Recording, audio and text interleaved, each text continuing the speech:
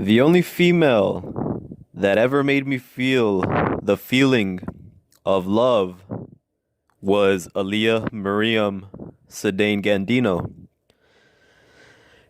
It was really strange because most of my life I always had the prettiest girl, the cutest one. I don't know if I was blessed or if I was lucky or if God or the system wanted me to have the best girlfriend. I don't know, but for some reason, I always had the prettiest female by my side.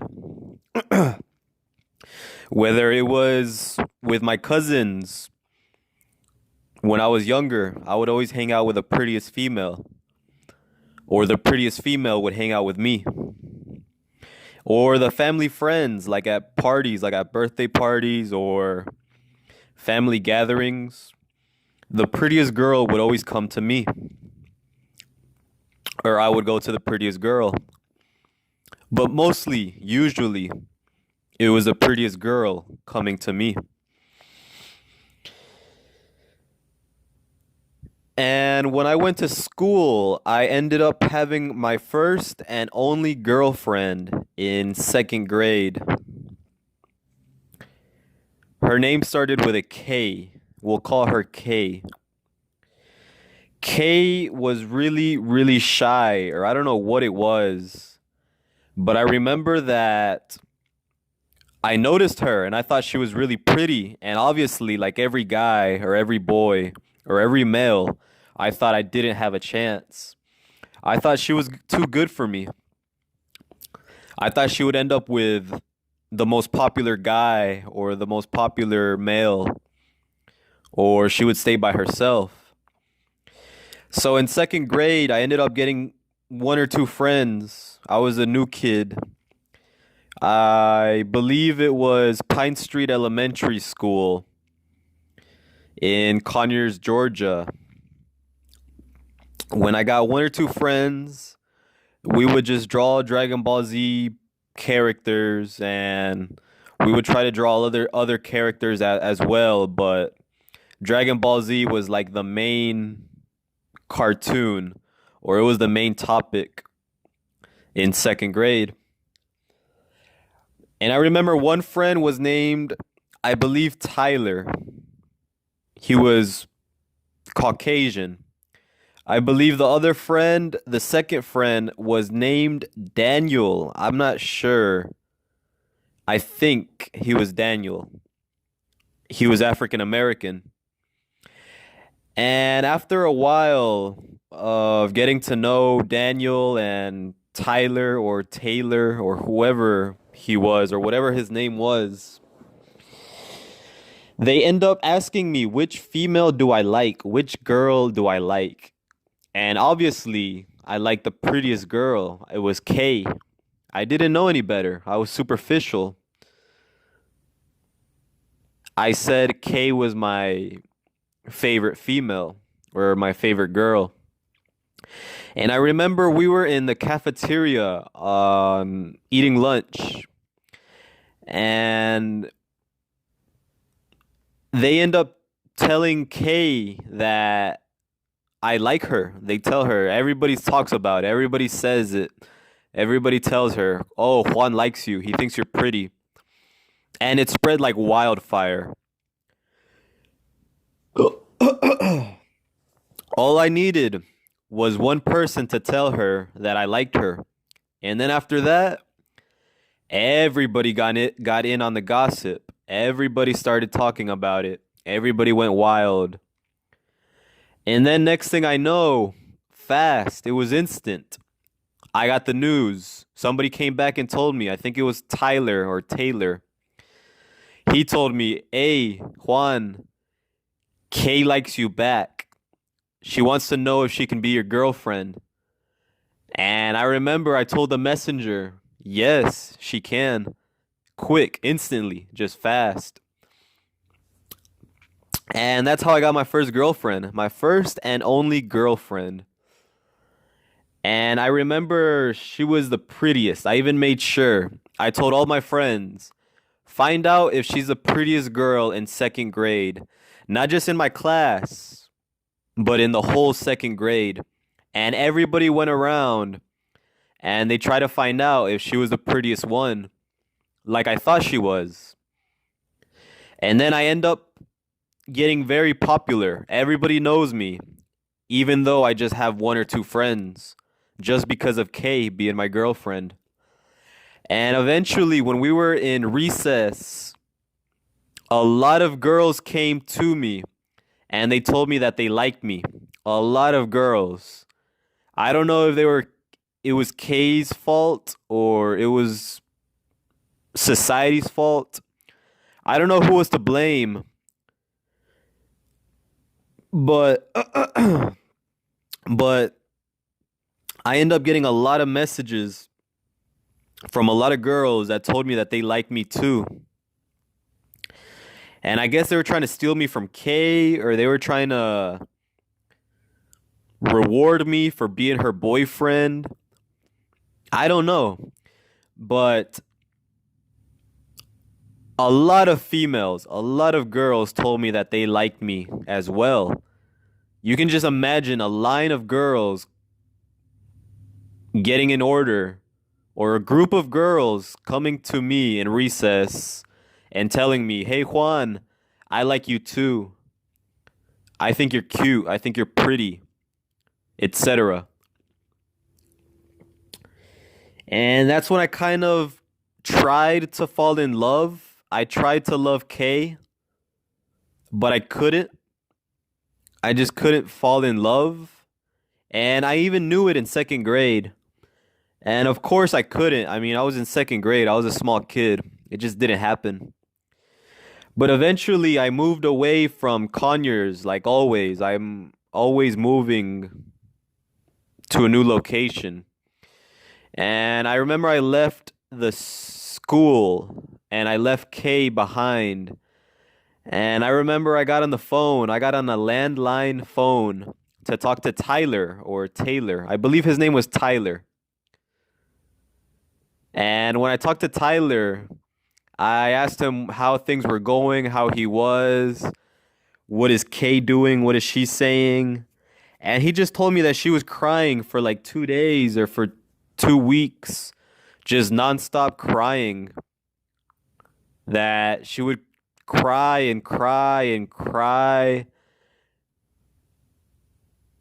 And I think they told me that she was hurting herself, that she was biting her tongue, or she was biting her lip, or she was hurting herself in some way. I just don't remember. I just remember them telling me that she was crying. I guess because I was gone, because she missed me. And then I ended up telling Tyler to send her a message, to tell her to calm down. Eventually, I'll talk to her. Eventually, I'll see her. And I wanted to. I wanted to talk to my mom about it. And my mom never really helped me in my life with women. She never helped me. If anything, she kind of cock blocked me. She would always try to get in the way.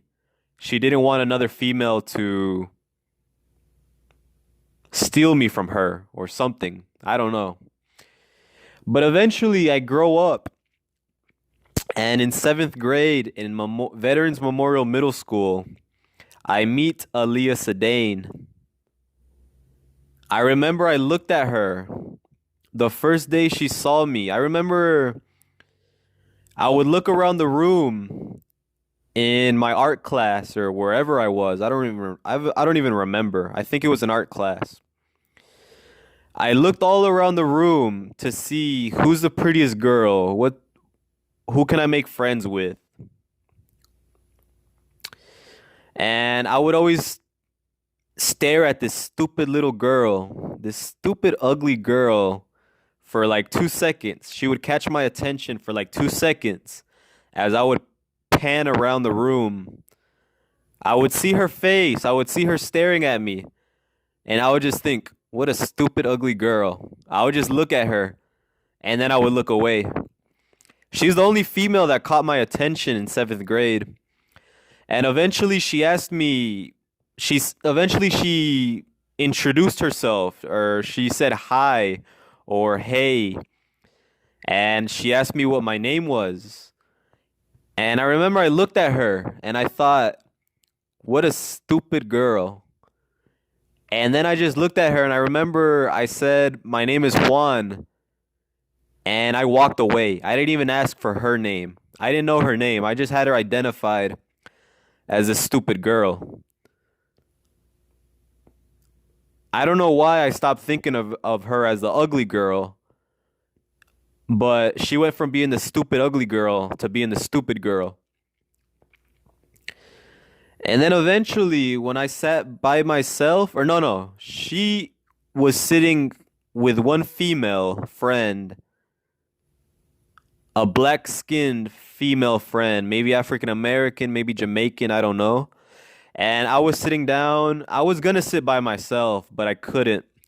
I chose to sit next to the Hispanics, a Puerto Rican guy, and I believe a Mexican guy, or if not, El Salvadorian or Honduran. And then some random African American guy that nobody liked. He was very sarcastic and very aggressive or mean or something. He was like a bully, but he was very small. So you can imagine what kind of personality or what kind of character he was. And I remember Aaliyah Sedain went out of her way to sit in front of me. As soon as the chance was there or the opportunity was there, she took it. She went right there to sit in front of me in my table in the art class. And I remember I looked at her and she looked better. She didn't look ugly anymore. She didn't look normal. She looked pretty. For some reason now she looked better when she came to me. And that's when we started talking. That's when I got to know her name. That's when I actually wanted to know her name. That's when I stopped thinking about her as just a stupid girl. Then I started seeing her as Aaliyah. And I couldn't believe my eyes. I couldn't believe my mind. I couldn't believe it. I was falling in love, or I was attracted to her. I was adoring her. And I didn't believe it. I just didn't believe it. I've never felt that feeling that I felt that day. So as soon as she stood up to go do something, I remember I stared at her. I looked at her body. And usually when I look at females to find a mate, to find a wife, to find a girlfriend, to find somebody to have sex with or have fun with, as soon as I look at their body and I find an imperfection, I find something I don't like, I abandon her or I give up and I look for somebody new. But the more I looked up and down Aaliyah's body, the more I fell in love, or the more I liked her, the more I was attracted. And I saw her face, I liked it. I heard her voice, I heard her conversation. I fell in love. But then I looked at her ass. When she stood up and I got a chance to look at her ass, I thought, okay, I'm not finding any flaws. For some reason, I like her. And then I kept trying to look at her body. I tried to see if I liked her from head to toes. And as soon as I saw her legs, and as soon as I saw her feet, as soon as I saw her in shoes or in flats, that's when I really thought, wow, I like her whole body. I like her personality. I like her style. That's when I fell in love. That's when I knew she was the one that I wanted, the one that I thought I needed. But this was in seventh grade. As soon as I got deep, as soon as I started being an adult and I started testing her, that's when she failed my tests. That's when she knew she was just a girl. That's when I knew she wasn't a woman. She wasn't ready.